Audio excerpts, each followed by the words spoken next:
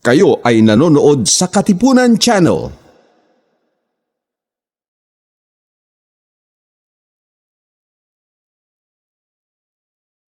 Ang susunod na palatuntunan ay isang bayad na pagsasahimpapawid. Ang mga salita, opinyon, kuro-kuro at komentaryo na inyong maririnig ay mula sa tagapagsalita lamang at walang kinalaman ang pangasiwaan ng himpilang ito. Tuklasin natin!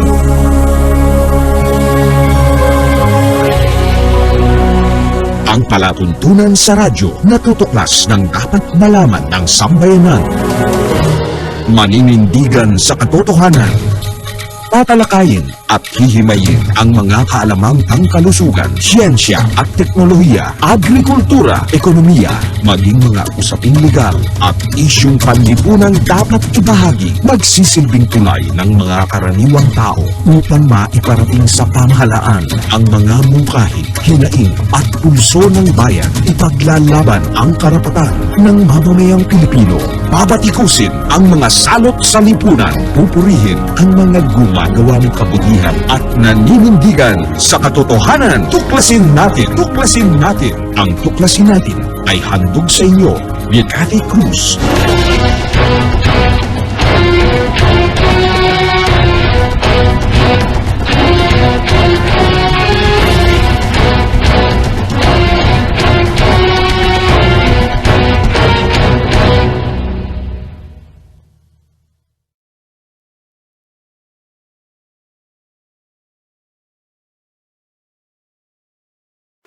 Araw-araw ang digmaan. Umaga't gabi sumasabak sa laban.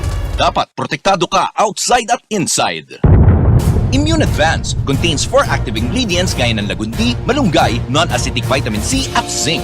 Tulong pampatibay resistensya para tulong proteksyon. Isama pa ang proper diet at exercise. Para katawan ay handa, Immune Advance helps support a healthy immune system. Immune Advance ang sandata. No approved therapeutic claims. Ang Immune Advance ay hindi gamot at hindi dapat gamiting panggamot sa anumang uri ng sakit. Available in Shopee, Lazada, and other leading drugstores. Make weekends and holidays count by bonding with family and friends. At Hillspa Resort, we can make that happen for you. Rest, relax, and have fun in a natural setting with so much greenery around you. Hillspa Resort boasts of 3 large and clear pools, 3 spacious function halls, and several clean and cozy rooms for a memorable and enjoyable overnight stay.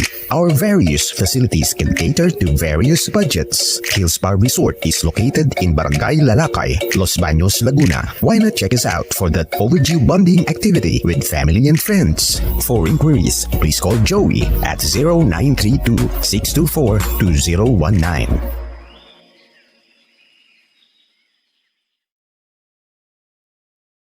Narito ang mga patutuon ng ating mga kababayan na natulungan ng Immune Advance. Ako po si Ronald Advincula na taga Santa Rosa, Nueva Ecija. Security guard. Simula po nung nasubukan ko itong Immune Advance, naging mahimbing po yung aking pagtulog at yung aking appetite po. Lumakas po ako sa pagkain. Kung ganun kagaya nung dati na talagang nalalambot po ako nung hindi ko pa po nainom itong food supplement nito. Start po nung nainom ko to, lumakas po. Saka yung resistensya ko po medyo nagkaroon po ng energetic. Dito po sa food supplement ng Immune Advance, maganda po talaga. Salamat Immune Advance. Ako si Yoli Mabasa, senior citizen, retired banker ng Ilagan, Isabela. Alam nyo, dati ang nararamdaman ko, nagpapalpitate ako. Sinubukan ko yung Immune Advance. Aba, nawala na yung palpitation ko. Gumaan pa ang pakiramdam ko. At saka simula noon, tuwing umiinom ako, naku, ang sarap na ng tulog ko. Salamat Immune Advance. Mabuti na lang na-discover kita. Thank you. Siya ni Lolita Daban, 46 years old, taga Kutog Grande de Mercedes, Isabela. Dati-dati naragatan nak nga maturog, tata nagimas mit titurog kon. Agyaman nak mit daytang intid da kanyak Immune Advance. Padasin nyo Immune Advance na laing sobrat na itulong na tibagi. Thank you. ni Bubut Buwak 50 anyos, taga District 1, Benito Sullivan, Isabela. Manipo dinagtumarak iti immune advance, talaga mariknak iti bagik nga mayat. Mayat ti pannaturog ko, kayon pumiksa akpay. Idi gamin, adda iti rabi nga di makaturturog. Ngumi dinagtumarak iti immune advance, isumutan si mayat ti pannaturog ko. Sungado kayat yung mayat ti pumiksa, ken mayat ti pannaturog na, agtumar kayo ti immune advance, awan ti side effect na, tunay nga organic. Nung bata po ako, may asthma po ako. Tapos po, nung simulan ko po uminom po ng products po ng Immune Advance, ay naging mabuti po yung aking katawan. And nakatulog po ako ng maayos. And nawawala po yung hika ko po. Kaya po sa mga kagaya ko po na may asthma, Immune Advance na lang po yung inumin niyo. Ako nga po pala si Cathy Betty Talagtag, 19 taon na gulang, nakatira sa Payatas. Ito pong Immune Advance, nagtataglay po ito ng malunggay, dagundi, vitamin C, and zinc na nakakabuti sa ating immune system.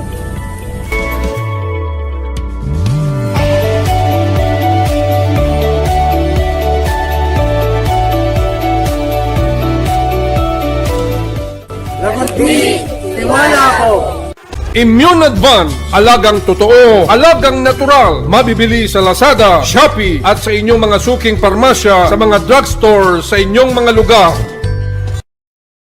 Araw-araw ang digmaan. Umaga't gabi sumasabak sa laban. Dapat protektado ka outside at inside. Immune Advance contains 4 active ingredients gaya ng lagundi, malunggay, non-acidic vitamin C at zinc. Tulong pampatibay resistensya para tulong proteksyon. Isama pa ang proper diet at exercise. Para katawan ay handa, Immune Advance helps support a healthy immune system. Immune Advance ang sandata. No approved therapeutic claims. Ang Immune Advance ay hindi gamot at hindi dapat gamiting panggamot sa anumang uri ng sakit. Available in Shopee, Lazada, and other leading drugstores.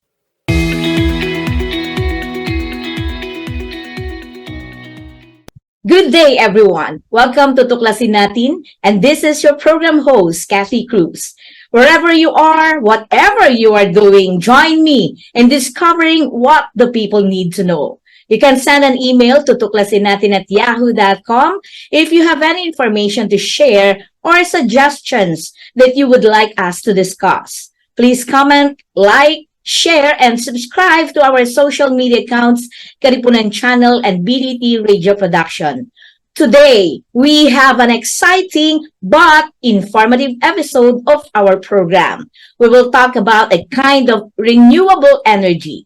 So stand by and have fun learning from our guest. Our guest for today is the country manager of BlueFloat Philippines, and Mr. Jarek Pole, Senior Development Advisor of BlueFloat Asia Pacific Region. Good afternoon to both of you. Okay, let's start to Sir Raymund. Thank you for having us in your program. Okay. Very nice title, by the way. Thank you. Thank you, sir. And good afternoon, Jarek. Good afternoon. Thank you for the invitation. Pleasure to be here. Okay. Well, very short message from our guest today. But, of course, I would like to ask first, what is BlueFloat energy? Anyone can answer? Sir Raymond? I'll take that one up. BlueFloat Energy is a developer. It's a developer as well as a global player as far as offshore wind is concerned. So when we say developer, we're here from the very early start of the development, and then the aspiration is for us to de-risk and further characterize the sites to which we're interested to be in. Then later we will do design and then build these wind farms. We're not building it anywhere inland, but we're building it offshore, which means in the middle of the water. Wow. In the sea, okay? And later, we're going to operate the same. We aspire to be an independent power producer. Wow. BlueFloat is headquartered in Madrid, in Spain. No, that's practically because most, if not all of the center of excellence are really in Europe as far as this technology is concerned. Our CEO, Carlos Martin, is actually one of the very first to have built and operated one. No?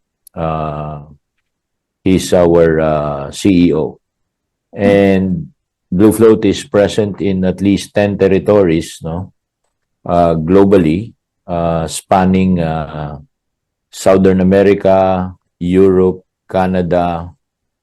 In Asia Pacific, we have a total of 18 gigawatts cumulative pipeline of development.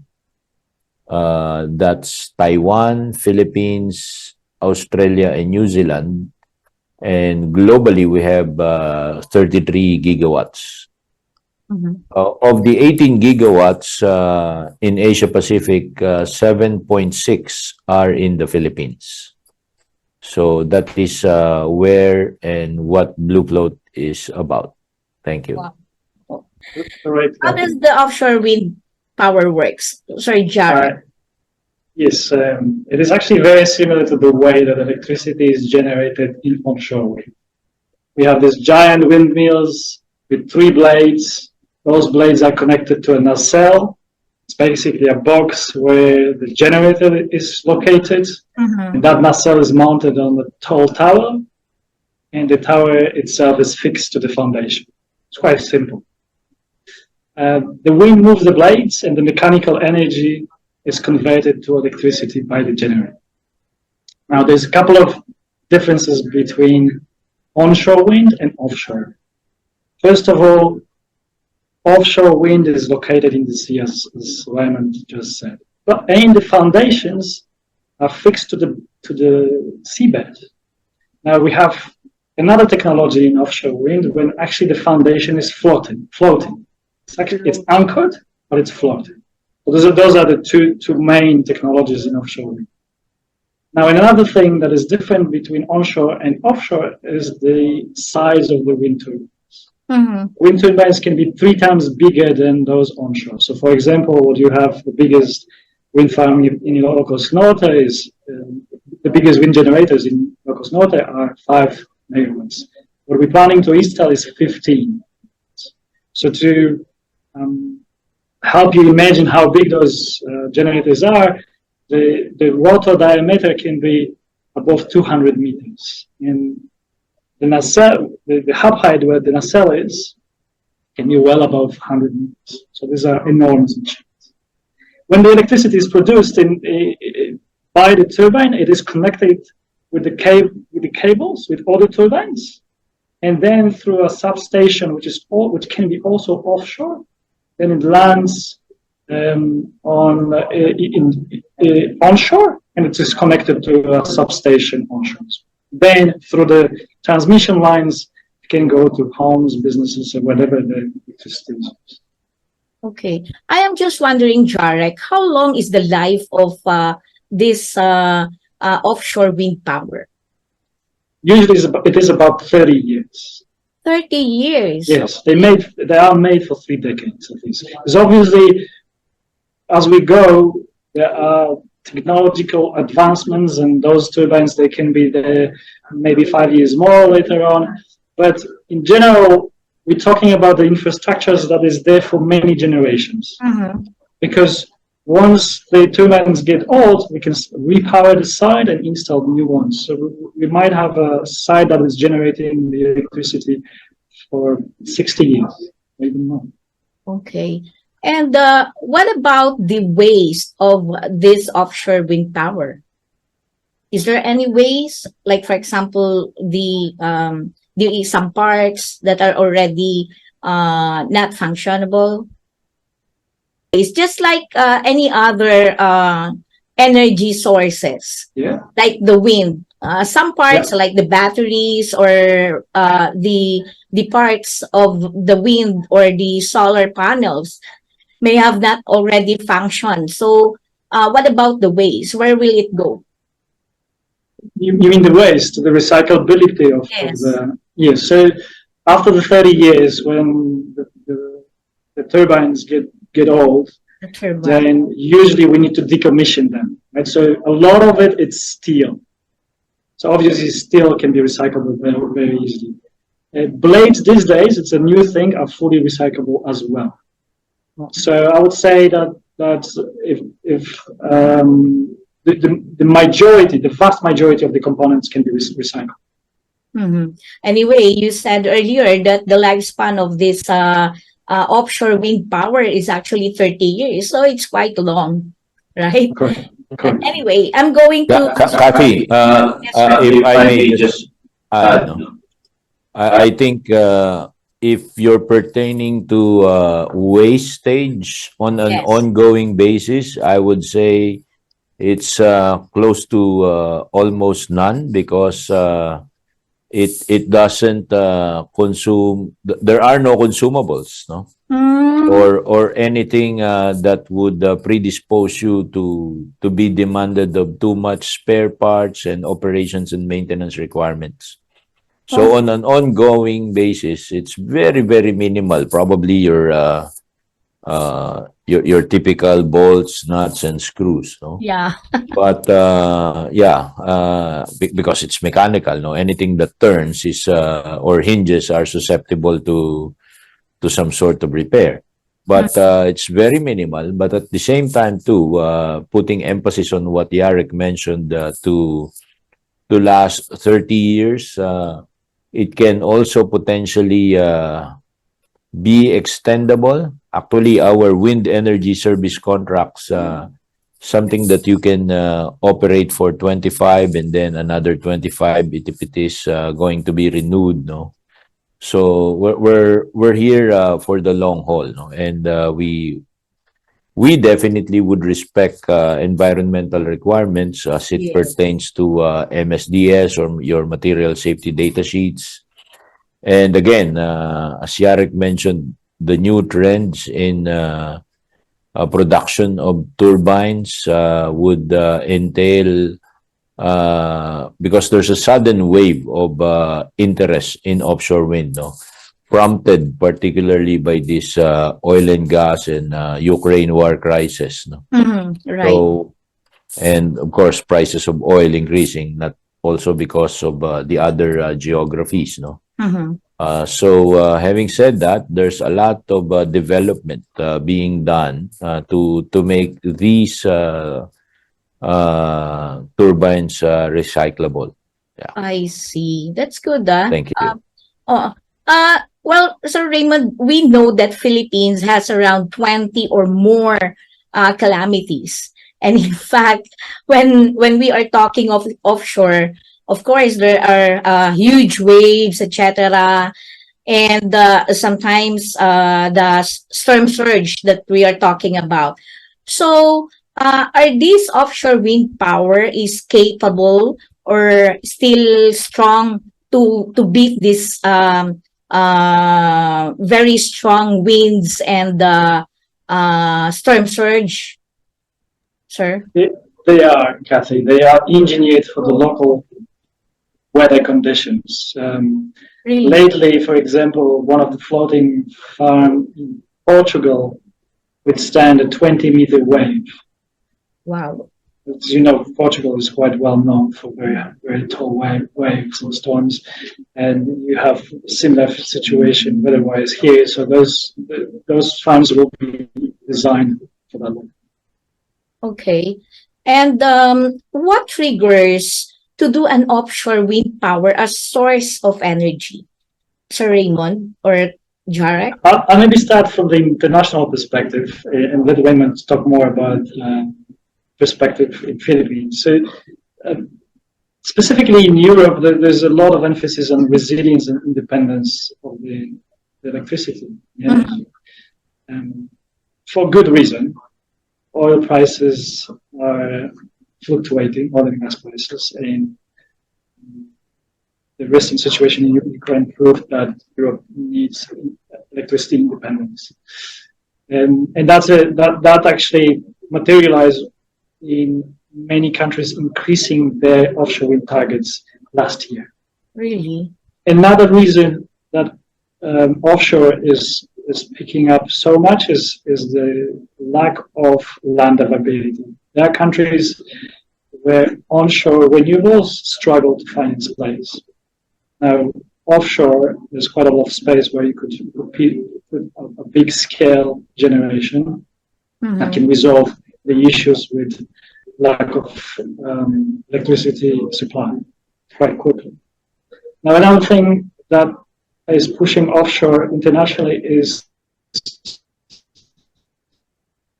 the fact that the electricity from solar and onshore wind. So, for example, when sun is not available, it's usually windy. So then we have a continuous supply of electricity to the grid. And another good reason is that simply there's much more wind offshore than onshore. Okay.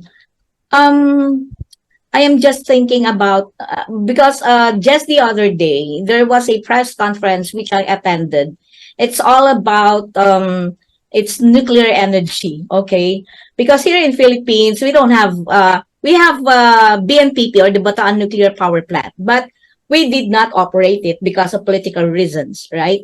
But I'm just thinking, because this offshore wind power is actually gathers energy from the wind, from the waves, and it was put in a battery, right? In a battery. No, we actually don't put it in the battery, and then we only harvest Cathy wind. We don't harvest waves. So battery could be potentially a solution to store the electricity, but the first assumption is to feed that electricity to the national grid, the backbone of NGCP. Now, there is, again, what happens internationally that offshore is very much connected to the green hydrogen production. So now that's in a large scale of things, when we want to store electricity, in many countries, it's already happening. Yes. That storage can be done through green hydrogen. So we basically use electricity from offshore wind, produce hydrogen, and that hydrogen is later on used in many applications. This is still not very much being talked here in Philippines, mainly because your initial issue is actually the fact that majority of your generation comes from coal, so you need to decarbonize first. Yes. But I believe that soon you will hear much more about green hydrogen. Yes, but to be honest, in my personal opinion, really coal is really not good for health of the Filipino people, right?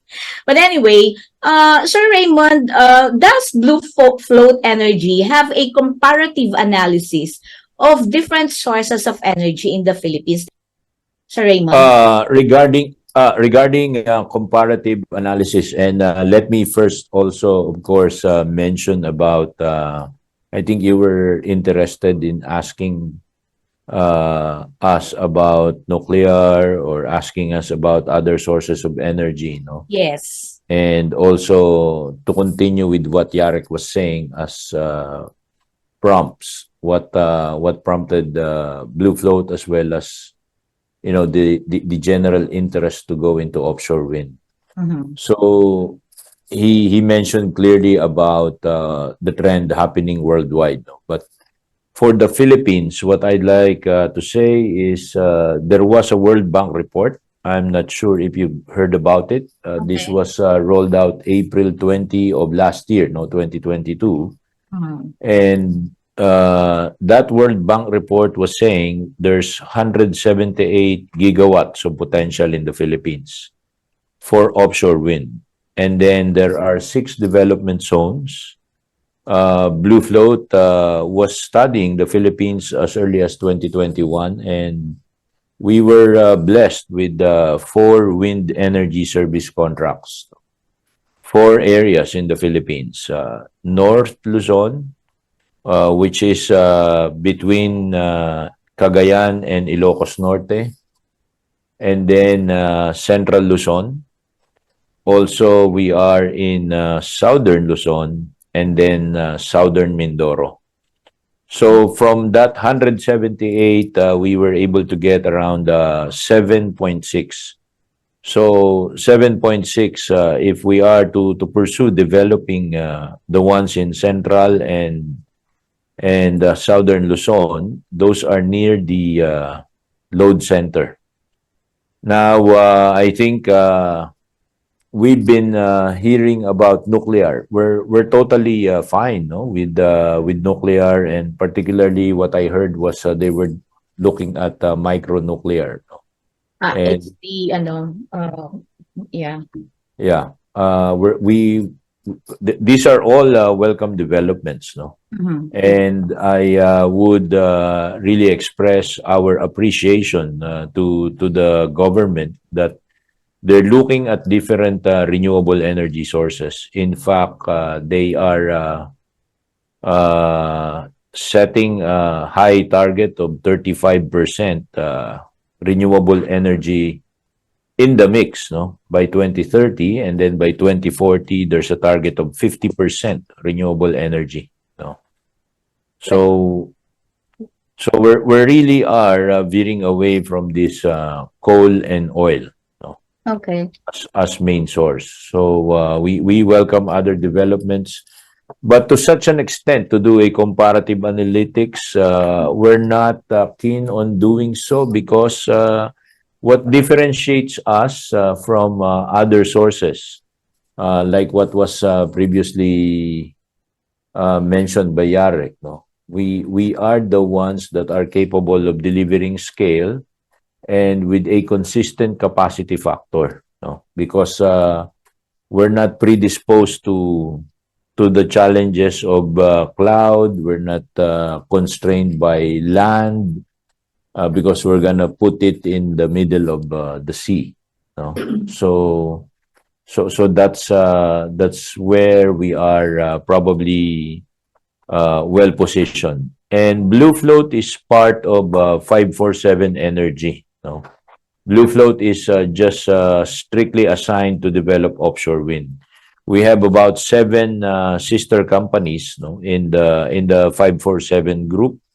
Others are looking at onshore. Others are looking at solar, no, and of course another company by the name of Clean Arc is looking at energizing with renewable energy hyperscale data centers. So each company in the 547 energy group has its particular assignment, and ourselves are assigned to develop offshore wind energy. So there's where we are.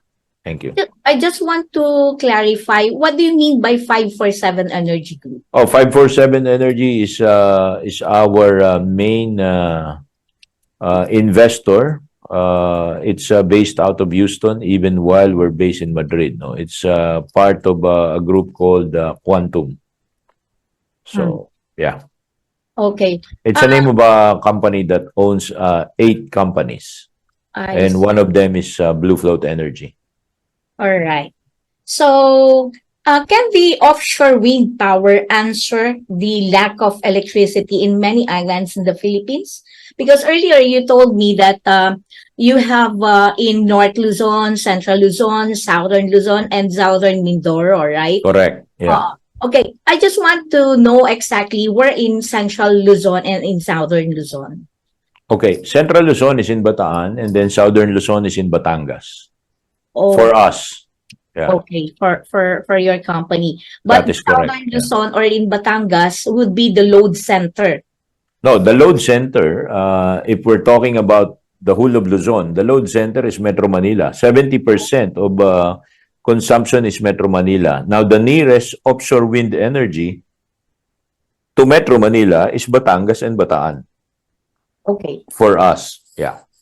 Well, So, I'm actually wondering because we have a property in Bataan. It's in Stella Maris. Okay. I'm just wondering. Where? Well, which city is It's in is Bagak. your property? Bagak, Bataan. Bagak, near Montemar. No? Yes, near Montemar is the other side. We are just On the left. next to Acuzar. If you know Okay. Acuzar, Stella Maris is next. Las Casas. Yes, the Yeah. Las Casas. Okay, anyway. All right. Yeah. What are the challenges? Yes, sir. No.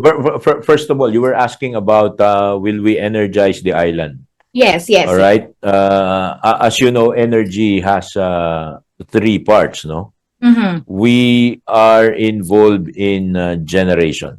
Okay. Of course, the NGCP, no, as well as Transco, no, is in charge of the transmission. And then, of course, your typical distribution utility, if you're in Metro Manila, it is Meralco. Yes, right. So we're one part. Now, if you're talking about the island, no, Mindoro has no connection to the grid right now. Correct. We can energize anything that's connected to the grid. Okay. Oh. So the challenge for island electrification, and this is very well noted during this PICC event last August 9, no, by the National Electrification Administration. President Marcos aims for 100% electrification before the end of 2028. No? So that's the aim. So, and National Electrification Administration was instituted, I believe, during the time of President Ferdinand Marcos Sr. No? Yes. So, electrifying the islands requires really either connection to the grid or developing hybrid microgrid renewables. No? Okay. What are those? That's why we totally welcome the micronuclear thrust as well, no? And it can go side by side, no? Yes. We're the big scale gigawatt producers, but we need to connect to the grid. Okay. Yes. Now, having said that, those that cannot connect to the grid right now can for themselves do a microgrid solution within an island. So these are your solutions. So some kind of that can go hand in hand and simultaneously and not in synchrony, no? Or not in sequence, but in synchrony. It can go parallel to whatever effort we are doing. Yes. I hope it's coming in clear, no? So yes, yeah. I am actually understand. What are the challenges that you encounter in doing or promoting the offshore wind power? Anyone can the headline challenges, I suppose, and this is also again part of the World Bank study, no? Where the grid, no? Second are ports, no? You need ports, okay, where you can be able to operationalize and animate your supply chain, because it is in the ports where you will do fabrication, assembly, and integration of these turbines. And they're huge. I think these turbines are 15 megawatts. They are three times the size of turbines that you see in Pagudpud and Bangi.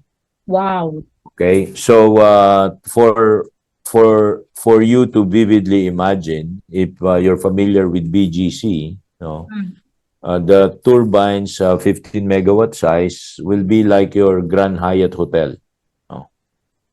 So if you've been able to dine in the peak, no, at the top of the Grand Hyatt, you can just really imagine the size. No? So yeah, really, it's really huge. That's one turbine.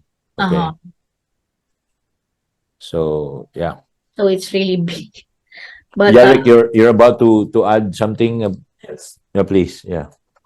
Go ahead, Sir Jarek. There is a couple of other challenges that we meet there pretty much anywhere we go, including Philippines. One of the big challenges was already discussed. It's a grid availability. So since offshore wind produces quite a lot of electricity, that electricity needs to be absorbed by the grid. And it is quite normal that when the market starts, the grid operator is not entirely ready to accept that electricity. So there are Yeah, that's better. better. Okay, so I'll start from the beginning. So the challenge that is quite common is lack of grid availability. Now, in the new markets, when the technology is just being implemented, it's quite normal that grid is not yet ready to accept that electricity for large-scale production. Therefore, the key thing for enabling the industry is to making sure that there's a clear instruction from the government to upgrade the grid that will be ready to accept offshore wind electricity. Yes, yes. Another thing that can be challenging, depending on the geography, is the environment. Of course, when we install those giants in the sea, there might be an impact on the environment. So our job as a developer is to do a thorough check what that impact could be and how can we mitigate those impacts. Another thing next to the pause that was mentioned by Raymund already is the permitting regime. And usually the country that we enter to is not ready with its legal structure to issue the permits that are necessary. Sometimes laws need to be changed. And the bureaucracy very often is quite a big struggle for us to go through. But we're seeing quite a lot of positive changes here in Philippines. I wanted to give a credit to DOE. There's a lot of work being done on simplifying the permitting regime in Philippines, which is very encouraging. In installing the offshore wind power, is it? It seems that this is dangerous. I mean, Sir Raymund earlier said that this is placed in the middle of the sea. So how do you do that, and how do you install this offshore wind power? I'm just imagining how it works. You know, we have a lot of deep seas in Philippines, right? So how did you do that? It seems that it is dangerous, and the infrastructure is quite not just costly, but it's really dangerous. Yes. So this technology is very innovative. And there's two topics that you mentioned. One is the issue of health and safety. And the second is the suitability of different water depths. Yes. Now, when it comes to health and safety, this is really a priority. This industry would never ramp up if the health and safety would not be the first thing that we have in mind when setting people to go offshore. People obviously can very easily lose their lives on the boat, on operating the cranes. So there are very strict operational procedures and health-related procedures that we always follow. So that's the first thing. The second thing, how do we do it? And this really depends on the technology. So where the water is shallower, let's say below 70 meters, you can put the turbine on the bottom fixed foundation. Say, to imagine that we put a long pipe, very long pipe, and drive it into the soil of the sea. Yes. On top of that pipe, you have something called transition piece. Yes. And on that transition piece, you will put the towel of the turbine. So that's a bottom fixed technology. Okay. And then you can do it only up to 70 meters, more or less, depending on the soil. The 70 meters is already extreme. Usually it's around 50. Now, anything above 70 classifies for floating technology. So we're not fixing a foundation to the sea. We anchor it, not fixing it. So basically the turbine floats like on the barge. And it is attached to a mooring lines. It's actually not stably fixed to the bottom. Now that technology can go up to a few hundred meters even. But obviously the shallower water, the more economic. But it's all possible. And the floating technology is less mature than bottom fixed. But honestly, in Philippines, you don't have really much choices. The majority of the sites are with the deep seas. So most of the technology deployed here in Philippines will be floating. That's good. Good to know that. Anyway, initially, how much will it cost for installing an ideal offshore wind power? Jarek. It is an expensive business, actually. So Yes. one megawatt of bottom fixed technology can cost from 2.5 million USD to above 3. When it comes to floating technology, it's usually above 4 million USD per megawatt. So if you have a Really cost. one turbine that is 15 megawatts, you multiply that by at least 2.5. You come up with the cost of a turbine. Well, anyway, thank you, Jarek. I just want to know, Sir Raymond, what made the Philippines a viable location for your expansion? Can you expound on the market opportunities that you observe here in the Philippines, sir? Yeah, not just on the basis of how the environment presents itself. No? We're an archipelago, and the wind resource is high. No? And of course, we can put together these installations practically in the 6 development zones that have been pre-identified. Okay. Second, we have the most expensive electricity, no? Yes, that's okay. And then third, there's a window of opportunity because we're very vulnerable to, to potential problems to where we source coal.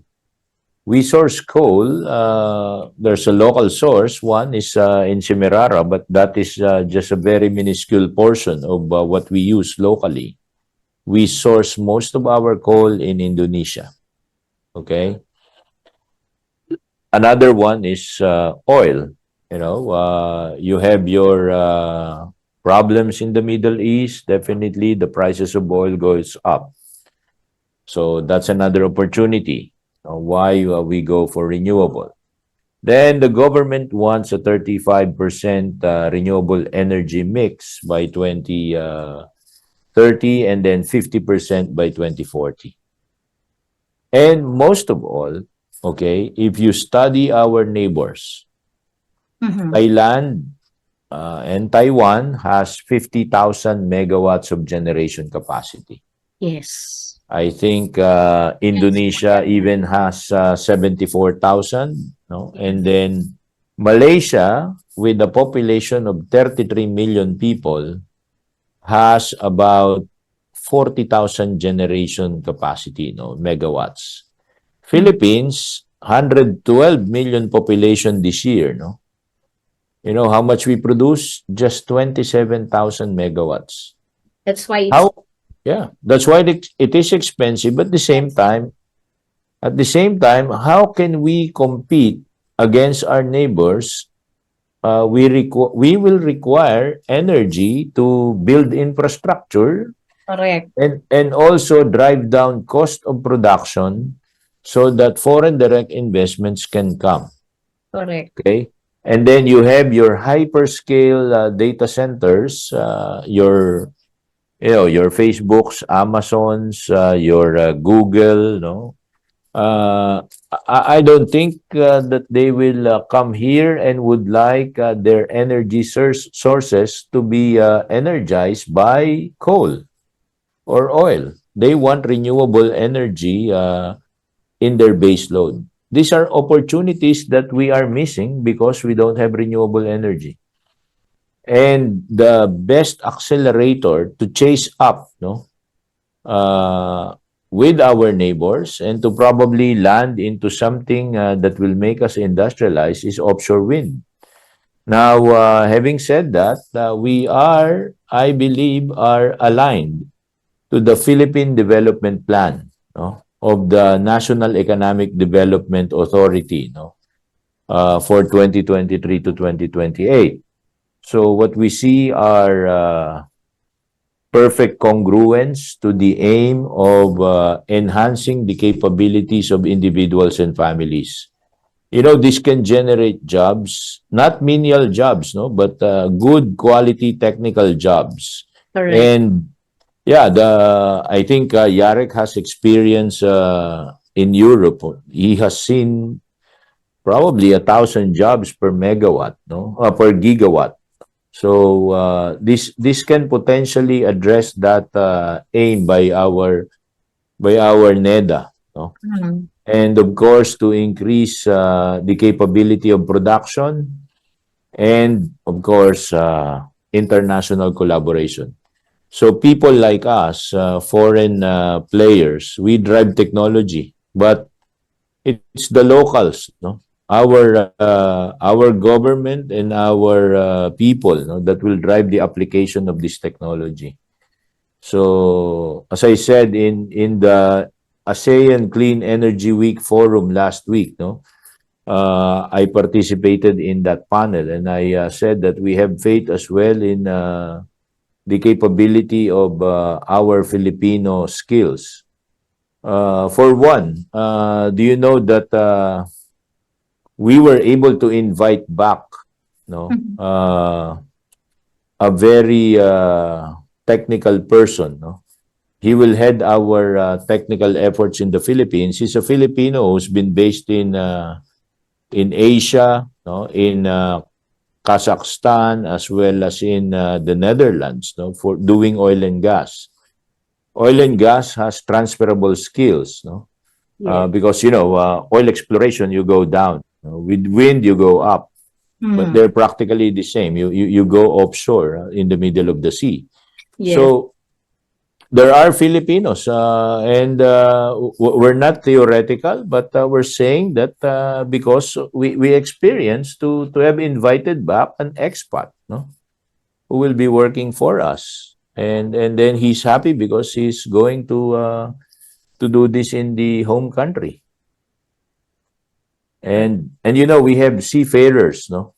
Correct. 30% of the world seafarers are Filipinos.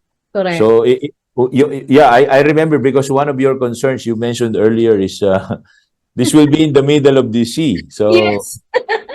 the Filipinos are not strangers to the middle of the sea, no? Correct. Yep. Anyway, really, there's a lot of information coming into my mind, and really, yeah, this is the first time that I interview this kind of technology, energy technology. You know, how they can contact you. Well, apart from us being all over social media, mostly LinkedIn, no, we don't have a local Facebook page yet, no. Okay. But apart from that, and I just don't want to speak about just BlueFloat, no, but also the industry itself, no, because this is the best way to really promote our faith in the industry, no. So by December 13, we're going to launch a local group, no, Where? in the Philippines. So it's initially a group of 6 developers, no. I wouldn't apologize, no. I cannot disclose the names of the other 5. Okay. So before the launch, but it's Surprise. gonna be called, yeah, it's gonna be called Power. Okay. So Filipinas Offshore Wind Energy Resource. Okay. So that group will help, no? Will help reveal, no, what is offshore wind, and that will help provide more resources to educate the Philippine energy scenario. The sector. Yep, it's a group of local as well as foreign companies. I just want to confirm, is it the BlueFloat company is the first and only company here in Philippines right now who talks about and able to install floating wind power offshore, I mean? There are 80 80 service contracts that have been awarded by the Department of Energy for offshore wind. In fairness, I think we were one of the early movers. As I said, we were studying the country as early as 2021.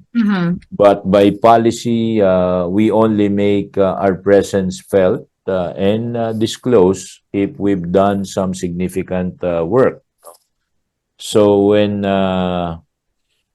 when 2023 came, we decided to make our announcement on June 2. Why? Because first of all, I think the President of the Philippines himself already made an executive order on April 19 this year, focus on addressing offshore wind.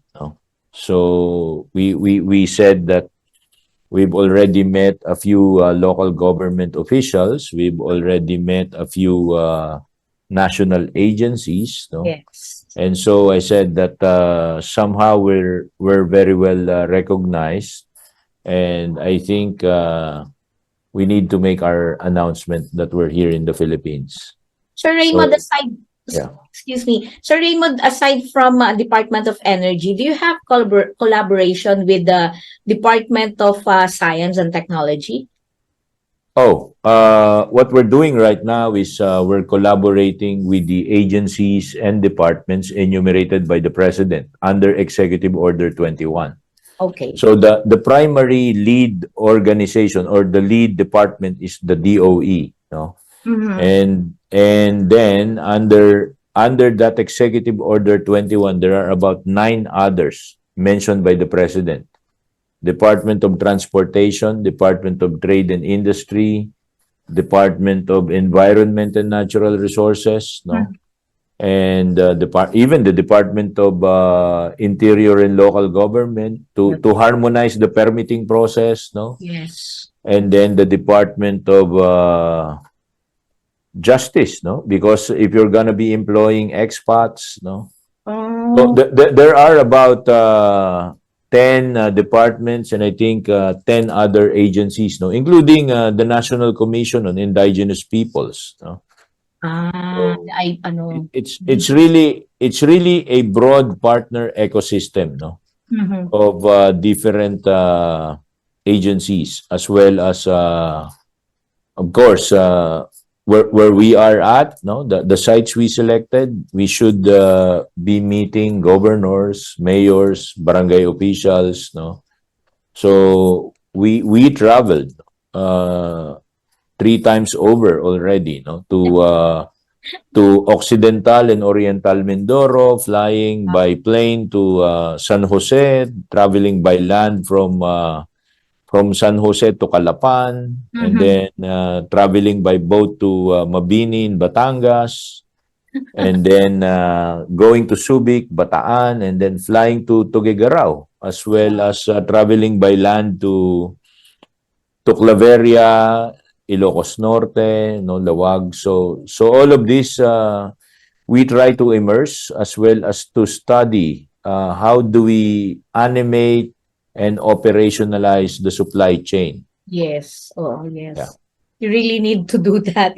No. Yep. Anyway, well, actually, do you have any other information that you want to share that I did not ask you? You have a couple of minutes to say or announce it to our viewers right now. You can start, Jarek.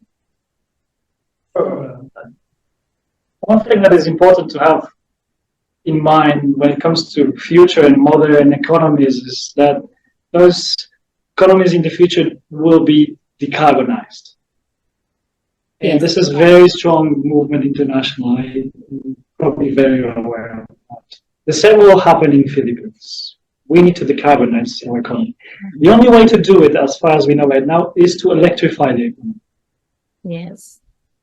And to electrify economy, there's lots of things that needs to be done, but one of the important things is the availability of the electricity. Right now, the availability of electricity in the Philippines is very poor, the poorest in the region, as Raymund mentioned. Offshore wind is one of the key enablers for you to decarbonize. Another point I wanted to make is that people in the Philippines are really sitting on the gold mine. They may not be aware of that. Mhm. Our gold mine is something that you've been using for centuries. It's wind. It's the sea. Usually it's been used for food, transportation, and other resources. But the fact is that it might not be that obvious that there's a lot of resource available there from the wind. That resource can be turned into electricity, and then that electricity can be available to all the families and businesses, and then the export perhaps in the future in the form of green molecules. And then again, we're talking about the future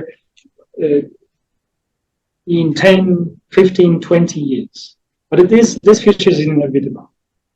And we believe, as BlueFloat, that again, offshore wind will have essential role to create that future economy. Yeah, correct. You create, you will give more energy and more jobs for the Filipino, right, Jarek? And of course, Sir Raymond.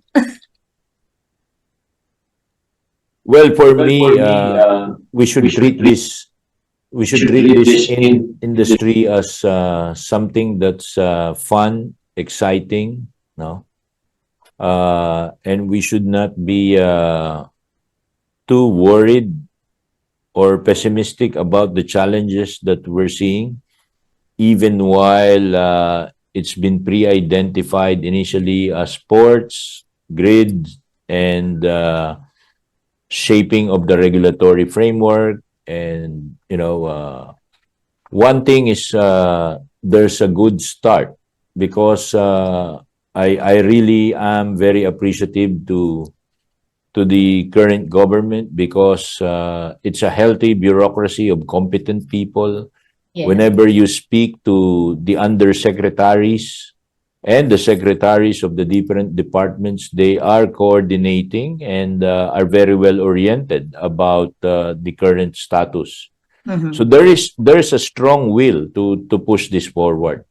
Yeah. And so it's fun, it's exciting, and let us not be daunted by the challenge, because I think the first move has started with the willingness, to do it. No? Correct. And then secondly, I have a strong faith in the competence and skills of the Filipinos. No? As I've been saying to everyone that I've encountered, no, during our time, no, Cathy, maybe yourself as well, no, you don't have a grade 11 or a grade 12 with you, no, during your time, I suppose. Yes. So, but Filipinos learn on the job, no. We learn, and we adapt to the environment that we're in, no. Wherever, no? In Europe, in America, in North Asia, no? Or in Australia, New Zealand, maybe not to exaggerate, but maybe there's a Filipino in the Antarctica, no? And this is not too complex that we're not even sending something to space like SpaceX of Tesla, di ba? We're just putting turbines in water. And I think this will be very doable. I'm very confident that the Philippines, as Jarek puts it, is sitting on a gold mine. This is something very much doable. And I think we have electrical, mechanical engineers, geodetics, no, as well as all other related technical engineering and mathematical skills to do it. No? So that's it for me. Thank you. Thank you, Sir Raymond. Of course, thank you, Jarek. But this is not the first and the last time that I will be with you both, okay? At any time, this show is open for you, for your company to deliver information or knowledge to our fellow countrymen. And really, in what is going right now, in the chaos happening now in different countries in the world, it is not impossible that we have an oil crisis. We must be ready to find other sources of energy. And this BlueFloat is actually this offshore wind power or wind energy is really one of what we call can complement to other sources of energy in our country. Thank you so much to you, Jarek, and of course, Sir Raymund. Well, time flies. It's been another hour, but similar to the purpose of this show, we will continue to discover what the people should know. Let's remember, based on the Philippine Constitution of 1987, Article 2, Section 9, that the state must promote a reasonable and dynamic social order that will ensure the prosperity and independence of the country and free the people from poverty through policies that establish adequate social services, promote the opportunity for everyone to work together, raise the standard of living, and a better kind of life for all. So once again, thank you so much for our guest, Sir Jarek Pole, and of course, Sir Raymund. And to you all guys, please do like, share, and subscribe, and make your comment for our show for today. I really enjoy a lot, and I did. I was informed of many information just from Jarek and Sir Raymund. Thank you so much. Have a good day, everyone. And this is Cathy Cruz. Till next episode. Goodbye. Bye. Thank you very much. It was a pleasure. Thank you. Thank you.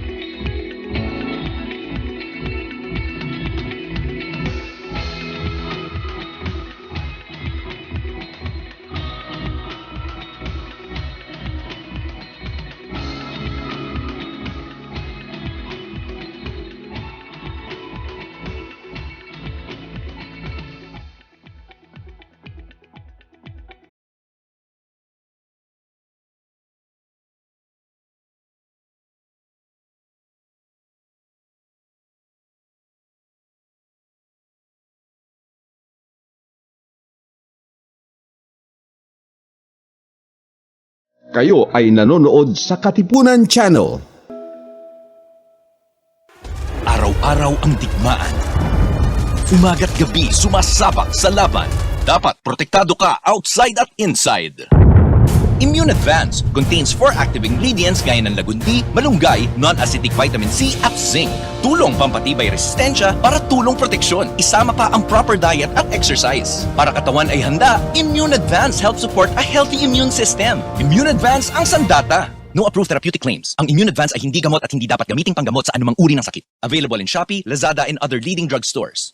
Narito ang mga patutuon ng ating mga kababayan na natulungan ng Immune Advance.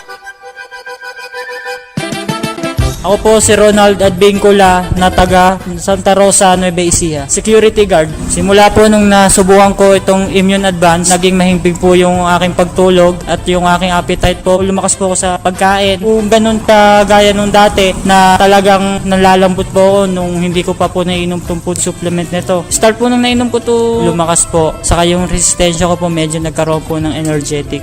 Dito po sa food supplement ng Immune Advance, maganda po talaga. Salamat Immune Advance.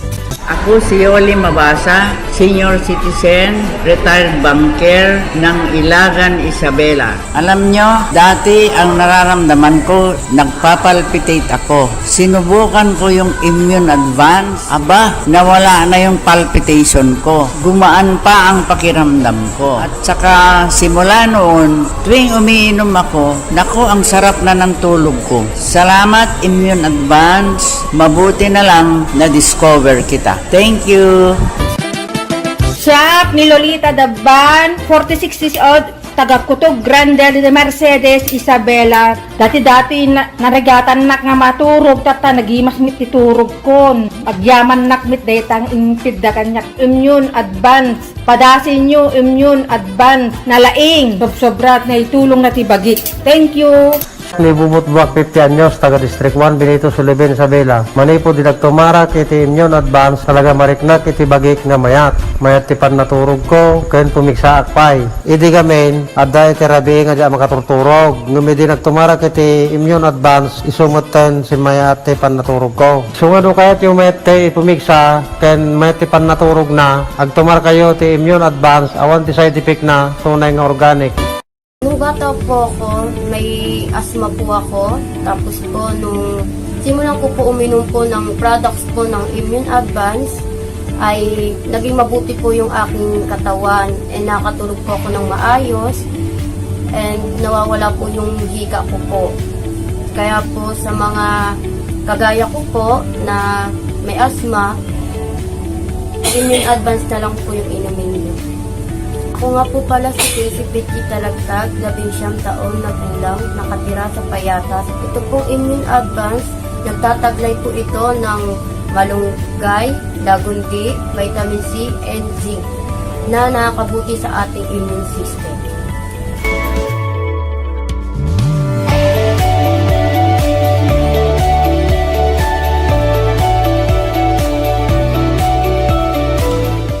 Lagundi!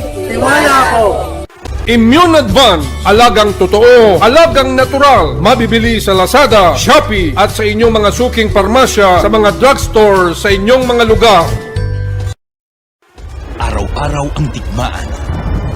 Umaga't gabi sumasabak sa laban. Dapat protektado ka outside at inside. Immune Advance contains 4 active ingredients gaya ng lagundi, malunggay, non-acidic vitamin C at zinc. Tulong pampatibay resistensya para tulong proteksyon. Isama pa ang proper diet at exercise. Para katawan ay handa, Immune Advance helps support a healthy immune system. Immune Advance ang sandata. No approved therapeutic claims. Ang Immune Advance ay hindi gamot at hindi dapat gamiting panggamot sa anumang uri ng sakit. Available in Shopee, Lazada, and other leading drugstores. Make weekends and holidays count by bonding with family and friends. At Hillspa Resort, we can make that happen for you. Rest, relax, and have fun in a natural setting with so much greenery around you. Hillspa Resort boasts of 3 large and clear pools, 3 spacious function halls, and several clean and cozy rooms for a memorable and enjoyable overnight stay. Our various facilities can cater to various budgets. Hillspa Resort is located in Barangay Lalakay, Los Baños, Laguna. Why not check us out for that overdue bonding activity with family and friends? For inquiries, please call Joey at 0932-624-2019.